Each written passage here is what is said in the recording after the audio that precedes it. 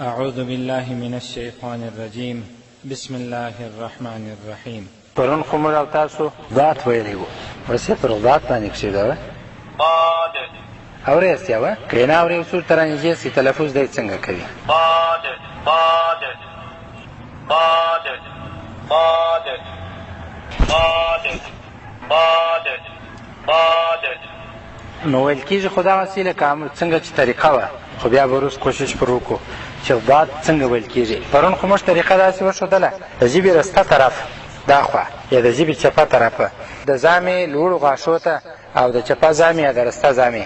که د ژبې رسته طرف وي نو د رسته زامې د لوړو غاښو وپای ته ورولو، او که چیرې د ژبې چپه طرف وي نو د چپه زامې د لوړو غاښو وپای ته ژبه ورپورته کوو.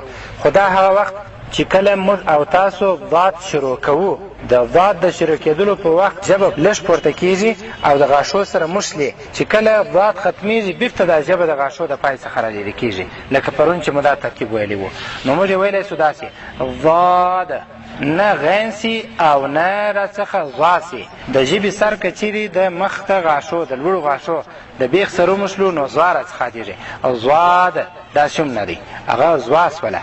او که چیرې غین وایو ضاد یې وایو نو غین او دال سره ګډېږي. او که چیرې بیا دال وایو، دال خو بیخي نسته، نو اوس چې په ضاد باندې شروع کوو ژبه باید د په حرکت کې راولو. ضاد تاسې وایاست ضاد. اوس نو غیر المغضوب به څنګه وایو؟ غیر المغضوب. غیر یا پلا داسې راسو غیر المغضوب دغسې. اوس چې نو بیا هلته ضاد وایو، هلته بیا دال نور سره ویل کېږي. دا چې یوازې ضاد وایو باره خو نو په پای کې چې درېږو دال ورسره دی. او که چیرې په غیر المغضوب کې وایو هلته اصلا دال نشته ورسره.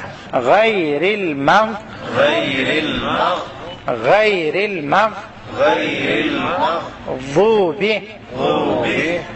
نو اوس چې ګډ وایو غیر المغضوب غین او ضاد مه سره ګډوئ. که چیرې مو نسوی ویلی کولی سي چې په لمانځه کې هم داسې وایست غیر المغضوب، دا ویلی سي، په دې باندې لمونځ نه خرابېږي. خو که چیرې ضاد تر څخه دال سو نو بیا تاواني خبره ده. نو اوس به څنګه وایو؟ غیر المغضوب